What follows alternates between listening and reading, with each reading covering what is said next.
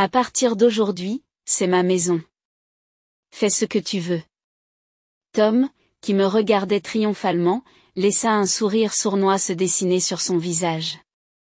Il écarta les bras, balayant joyeusement la vaste pièce, comme s'il dansait.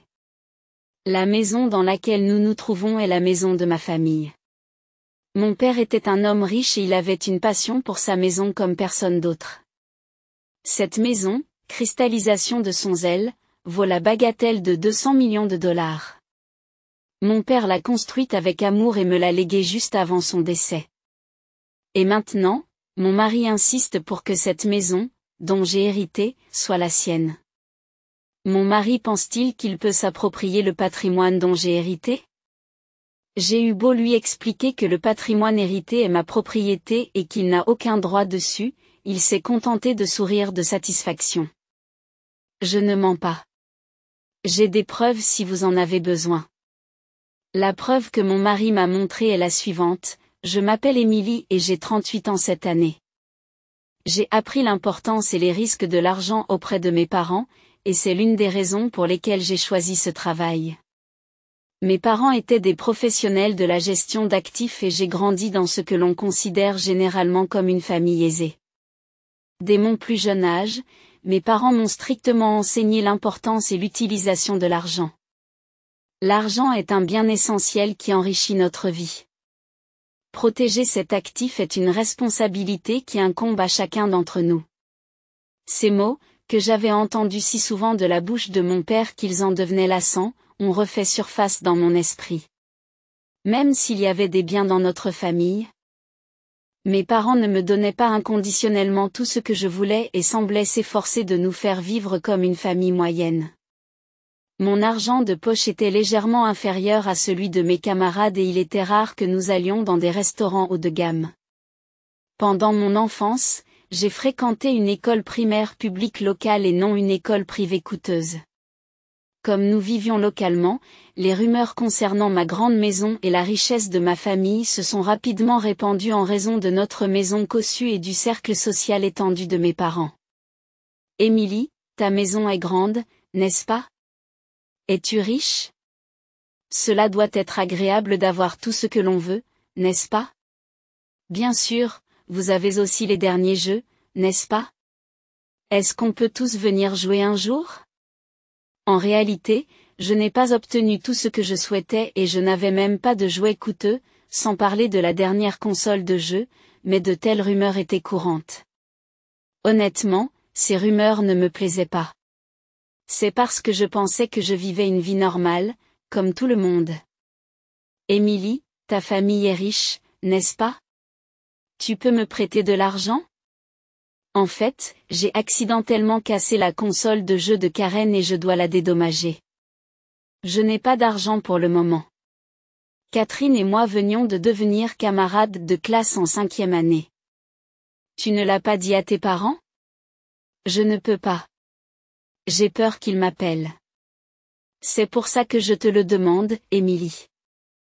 Je craignais que si je refusais, cela ne rende la vie scolaire difficile à partir de demain.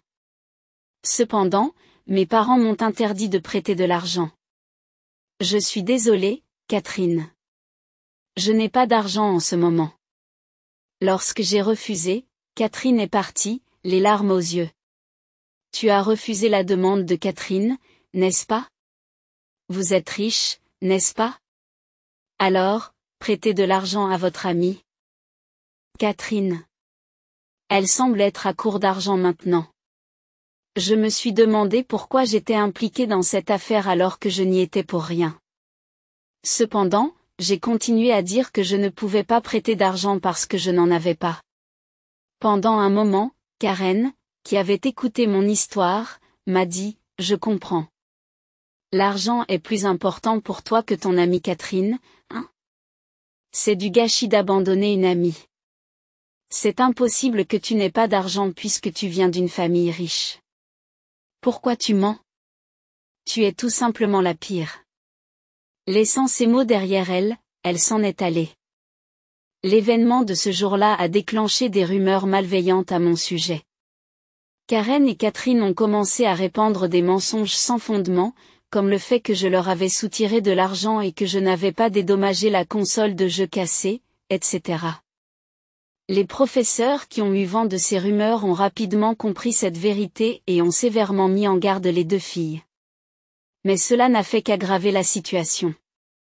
Les rumeurs démolies des deux filles se sont intensifiées de jour en jour, se sont répandues dans toute l'école et sont finalement arrivées aux oreilles de mes parents, ce qui a incité mon père à se rendre à l'école élémentaire.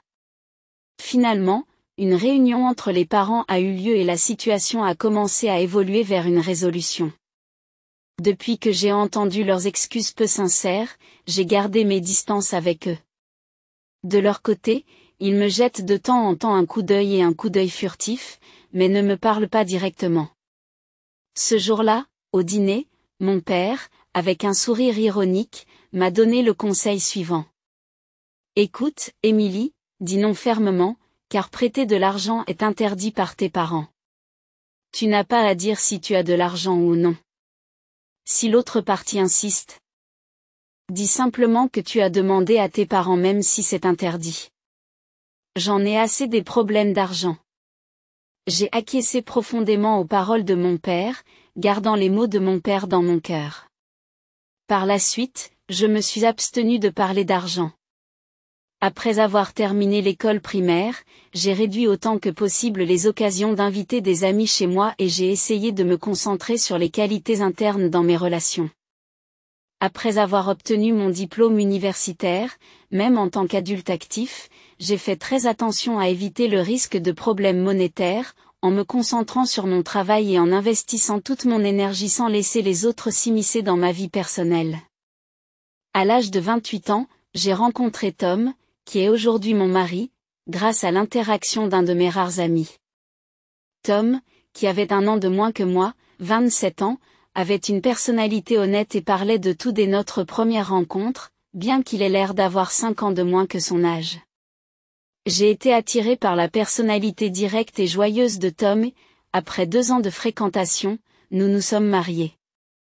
Le mariage a été célébré de manière très animée avec de nombreuses personnes, invitant la famille et les amis. Mes parents, qui s'inquiétaient pour moi, qui n'avaient aucune expérience romantique même après 25 ans, attendaient mon mariage avec impatience. Lorsque le mariage a été décidé, ils ont été sincèrement heureux, ont fourni des fonds et ont suggéré que nous fassions une grande fête. Tom était d'accord, c'est une étape qui ne se présente qu'une fois dans une vie. Profitons-en pleinement. Votre père a décidé d'organiser un mariage prestigieux, en invitant de nombreux membres de la famille et des amis. Environ 1 mois après le mariage, mon père a dit, « N'est-ce pas le bon moment pour inviter la famille à la maison ?» Bien que j'ai confiance en Tom, compte tenu du traumatisme subi à l'école primaire, je craignais que sa nature bavarde ne l'amène à partager des détails sur ma famille avec d'autres personnes, ce qui pourrait causer des problèmes. Marié depuis 1 mois, j'ai décidé de révéler tout ce que j'avais caché jusqu'à présent sur ma famille et j'ai invité Tom chez mes parents. Lorsque Tom est arrivé dans la maison de ma famille, il s'est arrêté, étrangement étonné, et est resté bouche bée, immobilisé par cette rencontre qui lui a ouvert les yeux. La famille d'Émilie est si riche. Après le repas et sur le chemin du retour, Tom s'est empressé de poser des questions sur ma fortune et mes biens, abordant sans cesse le sujet de l'argent. Je lui ai dit que je ne savais pas grand-chose de la situation financière de la famille, mais je me sentais mal à l'aise. Quelques mois plus tard, j'ai reçu un appel de ma mère. Votre père ne savait plus où donner de la tête, il était complètement décontenancé. En fait, ton père ne se sent pas très bien ces derniers temps. Il est hospitalisé pour un examen approfondi. As-tu remarqué qu'il ne mangeait pas beaucoup quand tu as amené Tom ? En y repensant, je me suis souvenu que mon père n'avait pas beaucoup mangé ce jour-là et qu'il semblait quelque peu émacié. J'ai donc une faveur à demander à Émilie. Les résultats détaillés de l'examen seront publiés ce week-end. Peux-tu venir avec nous ? Bien sûr, maman. Je serai là, ne t'inquiète pas. J'étais très inquiète pour mon père. Ce jour-là, je suis allée à l'hôpital avec ma mère. Mon père avait l'air joyeux, mais il manquait un peu de fatalité. Lorsque je lui ai parlé, mon père m'a accueilli avec un doux sourire et m'a dit, « Émilie, je suis désolé de t'avoir inquiétée. Je suppose que je vieillis. » Au bout d'un certain temps, le médecin m'a informé de l'état de santé de mon père. Il s'est avéré qu'il avait un cancer du pancréas et qu'il était au stade 4. De plus, le cancer s'était déjà propagé dans tout son corps. Ce qui rendait toute intervention chirurgicale difficile. Les mots me manquaient et ma mère était en larmes. Pourquoi? Il a toujours pris soin de ses cellules. Mon père a écouté en silence les explications du médecin. Le pancréas est caché derrière d'autres organes, ce qui rend sa détection précoce difficile. Souvent, lorsqu'il est détecté, l'opération est difficile et le cancer est difficile à guérir. De retour dans la chambre, mon père a pris la parole d'un air déterminé. Je suis désolé. Je veux que vous viviez heureux tous les deux à partir de maintenant. Nous n'avons pas pu retenir nos larmes en entendant ces paroles résolues. À partir de ce moment-là, je me suis efforcée de passer le plus de temps possible avec lui. En raison du froid qui régnait, ses souhaits se limitaient à la famille et il ne passait pas de temps avec ses amis. On aurait dit qu'il désirait ardemment que plusieurs personnes visitent notre maison familiale. Émilie, même après mon départ, chérit cette maison. Je serai heureux que tu y invites tes amis et ta famille, afin de créer des souvenirs ensemble. Mon père m'a confié ses souhaits. J'ai réfléchi à la manière d'exaucer ses souhaits, voulant chérir ses vœux. J'ai eu une idée et j'ai rapidement cherché un entrepreneur en rénovation pour en faire une réalité. Tom s'inquiétait pour moi, car je rendais toujours visite à mon père pendant mes jours de congé. En réalité, en raison d'un problème avec notre maison familiale, je ne faisais pas confiance à Tom pour les informations relatives à l'héritage. Au fait, Émilie, comment va la santé de ton père? Pour être honnête, ce n'est pas terrible. Cela doit être difficile pour vous seul. Voulez-vous que je vous aide d'une manière ou d'une autre?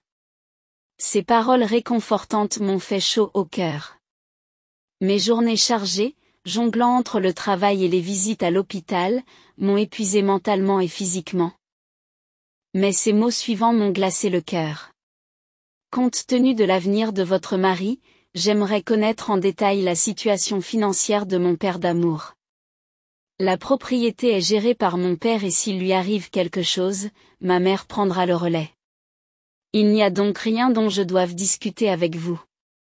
Mais l'argent est important. J'ai consulté un scribe judiciaire que j'ai rencontré récemment et qui m'a donné plusieurs conseils. Je pense qu'il vaut mieux commencer à discuter tôt, en pensant à la situation s'il arrive quelque chose à ta mère aussi. Entendre Tom parler des biens de mon père et faire allusion au décès de ma mère m'a exaspéré et m'a rappelé de mauvais souvenirs. Mon père a un avocat, un ami de longue date. Il n'y a pas lieu de s'inquiéter. Mais nous devons faire attention à l'argent. C'est important, n'est-ce pas? C'est pourquoi je fais confiance aux gens qui sont avec nous depuis longtemps. Vous n'avez pas à vous inquiéter. À cause de cette dispute et de l'insistance de Tom sur les biens de mon père, j'ai commencé à m'éloigner émotionnellement de lui. Quelques mois ont passé, malgré sa lutte acharnée, mon père est décédé. À la suite de discussions entre les membres de la famille, conformément au testament de mon père, j'ai hérité d'un manoir d'une valeur de 4,5 millions de dollars. Cependant, Tom s'intéressait de plus en plus à l'héritage. Malgré mes protestations, il n'a cessé de s'enquérir de l'héritage et des taxes qui y sont associées. Un jour, Tom a dit avec enthousiasme, « Émilie, tu as hérité du manoir, n'est-ce pas? C'est incroyable. Quand est-ce qu'on déménage? Attendez, comment le savez-vous? » Honnêtement, j'ai été surprise. J'ai entendu l'histoire lorsque j'ai rencontré la cousine d'Émilie à l'enterrement et que je l'ai saluée l'autre jour. S'il vous plaît, ne parlez pas à la légère d'affaires importantes. J'ai été entendue par les paroles imprudentes de la cousine. En effet. Nous en avons hérité. Mais nous n'avons pas l'intention de déménager car elle est trop grande pour nous deux. Pourquoi? Pourquoi hériter si vous n'allez pas y vivre? C'est du gâchis de la laisser vide. Vivons dans ce manoir et soyons heureux. Toute la famille a décidé de ne pas y vivre. Pourquoi as-tu décidé cela sans me consulter, moi, ton mari? Je ne comprends pas. Bien qu'il ait expliqué plusieurs fois à Tom que l'héritage n'était pas une propriété martiale, il n'a pas compris. Pourtant, mon objectif était de respecter les dernières volontés de mon père. Et c'était plus important. S'il avait l'impression que je ne répondais pas à ses émotions, Tom a commencé à se montrer hostile envers moi après cela. Bien qu'il ait assisté aux funérailles de mon père, il n'a coopéré à aucune des procédures qui ont suivi. Même après les funérailles, la famille endeuillée avait une montagne de tâches à accomplir et chaque jour était passé à se dépêcher au maximum. J'étais également occupé par les procédures d'héritage, les services de mémoire et l'accueil des amis de mon père. 1 mois, puis 2 mois après l'enterrement, alors que je commençais enfin à retrouver un peu de calme, Tom m'a dit ceci avec un léger sourire en rentrant à la maison. Émilie, il y a quelque chose d'important dont il faut parler, dit Tom, attirant mon attention. Me demandant ce qui se passait, j'ai écouté et Tom a soudain commencé ainsi. J'ai changé la propriété de votre maison familiale pour la mettre à mon nom. Voici les documents légaux qui le prouvent. Les documents que Tom a posés sur la table étaient des documents de changement de nom. Je suis resté stupéfait, incapable d'en comprendre le sens. Épouser Émilie était une erreur. Je ne l'ai pas remarqué lorsque nous sortions ensemble. Bien que ta famille soit riche, je n'avais pas réalisé que tu étais si introverti, que tu avais peu d'amis. Que tes compétences en communication et tes revenus étaient si faibles. Je l'ai supporté parce que tu étais si assidu aux tâches ménagères lorsque nous nous sommes mariés, mais je ne supporte plus d'être avec toi. Cependant, je vais t'engager comme femme de ménage. Cette loterie sera faible, mais au moins tu pourras vivre dans la maison que ton père t'a laissée. Qu'est-ce que ce sera? Si tu refuses, c'est le divorce, déclare Tom en me tendant les papiers du divorce. Ne dis pas des choses aussi inattendues à l'improviste. Changer la propriété? Tu ne peux pas faire ça tout seul, ai-je répliqué avec émotion. J'ai demandé à Alex, le criminel judaïque, de le faire pour moi. Très bien, divorçons. C'est toi qui le regretteras. Après avoir décidé de divorcer et signer les papiers du divorce, j'ai emballé mes affaires et quitté la maison. Je me suis dit que mon mari avait changé à cause de la tentation de l'argent et je me suis dirigé vers la maison de mes parents. Le lendemain, Tom m'appelle. La maison est à moi. Donne-moi les clés de la maison de tes parents. Ne plaisante pas. Ce n'est pas ta maison. C'est une précieuse maison de famille héritée de mon père, ai-je dit fermement, en raccrochant le téléphone unilatéralement. Bien qu'il ait été une personne beaucoup plus douce lors de notre première rencontre, Tom a changé en tant que personne ayant succombé à la tentation de l'argent. Une fois de plus, j'ai dû reconnaître les horreurs de l'argent.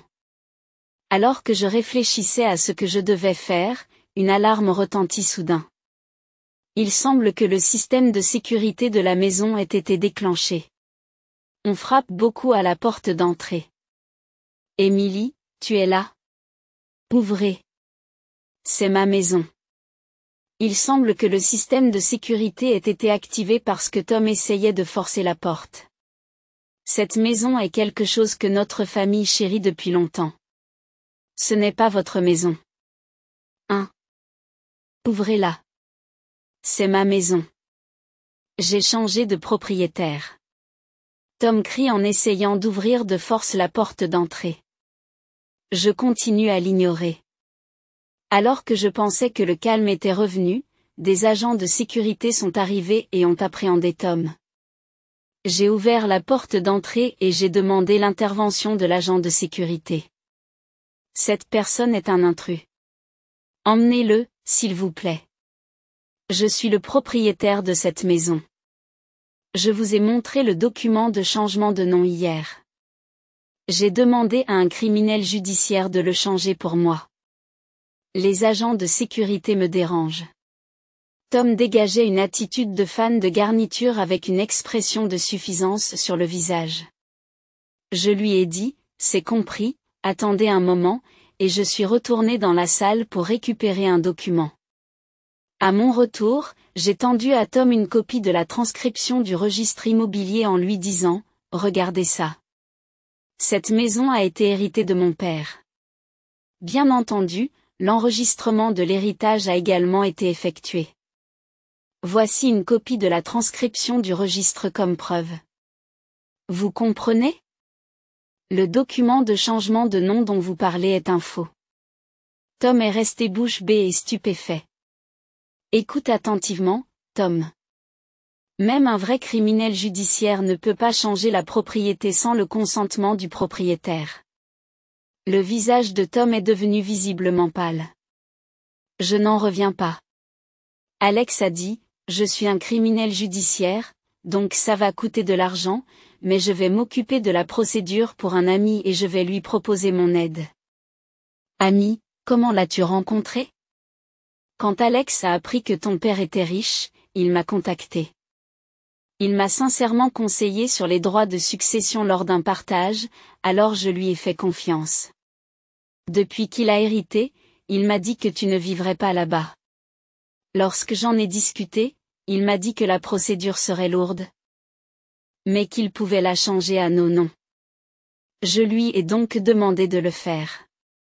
Je l'ai même payé 30 000 $. Tom a fait une grimace, essayant de retenir ses larmes alors même qu'il parlait. Puis, lentement, il sortit son smartphone de sa poche et commença à appeler Alex. Alex, décroche, s'il te plaît. Zut, il est tombé sur la boîte vocale. Tom, apparemment incapable d'abandonner, continue d'appeler à plusieurs reprises. Merde, j'ai beau appeler, ça ne sert à rien. Tu es vraiment stupide d'acheter un bout de papier sans importance pour 30 000 $. Vous auriez dû vous renseigner sur les modalités d'enregistrement d'un héritage et sur les tarifs en vigueur pour les dépenses. Alex est peut-être un escroc. D'après les rumeurs, il a approché d'autres personnes pour leur demander de l'argent et les a attrapés. Tu n'étais pas une mauvaise personne, Tom, mais tu as été séduit par l'argent et tu as changé. Au revoir. Alors que j'essayais de fermer la porte, Tom a essayé de m'arrêter. Emily, s'il te plaît, écoute. J'ai eu tort. Je veux repartir à zéro. S'il te plaît, reconsidère le divorce. Il est trop tard pour parler maintenant. Agent de sécurité, désolé pour l'attente. Veuillez l'escorter. Tom a été escorté par l'agent de sécurité. Plus tard, j'ai renforcé la sécurité de la maison de mes parents. J'ai également changé mon numéro de portable et celui de ma mère, coupant ainsi tout contact avec Tom. Bien que Tom soit venu plusieurs fois, il a cessé de venir après avoir été chassé par l'agent de sécurité à chaque fois. 3 mois plus tard, par une chaude journée d'été, j'ai organisé le premier jour de commémoration de mon père dans notre temple familial. C'est alors qu'une silhouette familière a attiré mon attention. Il s'agissait d'un garde, complètement épuisé, mais il s'agissait sans aucun doute de Tom. Cependant, je n'ai pas été surpris de voir la forme émaciée de Tom. Un ami qui m'avait présenté Tom m'avait appris qu'il menait une vie insouciante depuis le divorce. Tom, semble-t-il, ne pouvait pas abandonner et voulait recommencer à zéro avec moi. Il a donc fait un faux rapport à son patron pendant son travail et a fait semblant d'être parti travailler, passant des heures à me chercher. L'entreprise a fini par découvrir sa fausse déclaration, bien qu'il ait reçu des avertissements sévères, des rétrogradations et des réductions de salaire, Tom n'a montré aucun signe de remords et a finalement été licencié. En outre, le bon Tom a été continuellement trompé par diverses personnes au cours de ces 3 mois, séduit par des mots doux et des paroles habiles déguisées en gentillesse, avec des promesses d'affaires profitables et des discussions sur la réconciliation avec moi. Il semblait avoir été victime à plusieurs reprises. Les amis qui s'inquiétaient pour Tom l'avaient mis en garde à plusieurs reprises. Cependant, Tom, se laissant influencer par les paroles des escrocs qui parlaient de choses agréables, n'a pas pu se fier à l'avis de ses amis. Par conséquent, il a souffert d'une grande mort et s'est retrouvé isolé, sans le soutien de ses amis ou de sa famille. Tom, qui se tenait devant moi, avait subi un coup dur, tant sur le plan économique que mental. Sa tenue ternie et miteuse semblait inappropriée pour un lieu funéraire et ne donnait pas l'impression d'être en deuil du défunt. Tom, vacillant sur ses pieds, s'est prosterné juste devant moi au moment où je m'apprêtais à appeler l'agent de sécurité. Emily, je suis désolé, tout est de ma faute. Tom continue de se prosterner à mes pieds, s'excusant bruyamment, attirant inévitablement l'attention des membres de la famille présents. Tom, je t'en prie, arrête. Vous êtes en train de gâcher la journée importante de mon père. Rentrez chez vous. S'il vous plaît. Afin de préserver la sérénité de la première fête du mémorial des de mon père, Tom murmure, mais sans tenir compte de mes sentiments, qu'il persiste à s'excuser. Emily, s'il te plaît, pardonne-moi. Tu es tout ce que j'ai. Je regrette profondément mes actions. Je ne sais plus quoi faire. En pleurs, Tom s'effondre en sanglotant bruyamment. Les proches, alertés par ces cris de détresse, se précipitent. Que s'est-il passé? Il semble pleurer. Tout va bien? Emily, il s'est passé quelque chose? Qui est ce sale type? Les voix des membres de la famille résonnent autour de moi. Chaque mot resserre quelque chose dans ma poitrine, un sentiment lancinant que le premier festival du mémorial des de mon père est en train d'être gâché à cause de moi. S'il vous plaît, arrêtez. Tom, ça suffit. Arrête de piétiner mes sentiments pendant le service commémoratif de mon père. À partir de maintenant, ne t'implique plus du tout dans ma vie. Agent de sécurité, venez ici s'il vous plaît. Cet homme est un harceleur. Emmenez-le, s'il vous plaît. L'agent de sécurité se précipite, saisissant fermement Tom par les deux côtés. Emily, s'il te plaît. Emily, s'il te plaît. Même escorté par l'agent de sécurité, Tom continue de m'appeler désespérément. Je m'excuse auprès des parents présents d'avoir causé cette perturbation. Je m'excuse pour cette agitation. Je suis vraiment désolé d'avoir causé des problèmes, surtout quand vous êtes tous venus pour mon père. Par la suite, j'ai pu conclure le premier festival du jour du souvenir en paix et j'ai poussé un soupir de soulagement. Terrifié par les actions de Tom, je me suis rendu au poste de police pour une consultation le même jour. On m'a dit que j'étais libre de porter plainte, ce que j'ai fait par sécurité. Par ailleurs, j'ai décidé de quitter la maison de mes parents pour rompre complètement les liens avec Tom. J'avais prévu ce déménagement depuis un certain temps. Mais il s'est produit un peu plus tôt que prévu. Comme j'avais déjà envisagé plusieurs nouveaux lieux de vie potentiels, j'ai pu décider en douceur de l'endroit où je devais déménager. Même après cela, un ami m'a tenu au courant de la situation de Tom. Selon eux, Tom visitait souvent ma maison familiale et, en la voyant rénovée, versait des larmes. Tom, qui rêvait d'une vie de couple avec moi et de devenir millionnaire, a perdu sa motivation lorsque ses rêves ne se sont pas réalisés et a vécu ses journées de manière morne. Un jour, alors qu'il regardait la télévision, un journal télévisé a rapporté qu'Alex, celui qui fait le mal, devrait faire face à ses responsabilités et il a commencé à s'engager sérieusement dans sa recherche d'emploi, pour finalement décrocher un emploi satisfaisant. Plus tard, me souvenant des paroles de mon père lorsqu'il était encore en vie, je me suis dit qu'il fallait faire de la maison familiale un endroit mémorable en invitant différentes personnes. J'ai eu l'idée de transformer la maison familiale en villa de location. En discutant très tôt avec les constructeurs et en clarifiant la direction que nous voulions prendre, la rénovation s'est déroulée sans problème et, aujourd'hui, ma mère et moi gérons ensemble la maison familiale après sa rénovation en tant que villa de location. Ce que Tom a vu lorsqu'il a visité la maison familiale, c'est son état transformé, déjà exploité comme villa de location. La villa de location, qui bénéficie d'un excellent emplacement et d'un jardin spacieux, est appréciée par de nombreuses personnes et fonctionne bien. J'ai également eu plus d'occasions de parler avec ma mère, qui est prise en train de gérer l'entreprise et de s'occuper de mes journées. Papa, tu seras tellement heureux que ton rêve soit devenu réalité. Chaque fois qu'un invité vient, j'exprime ma gratitude à mon Père Céleste. Je suis si heureuse de pouvoir exploiter la villa de location qui était le rêve de mon père.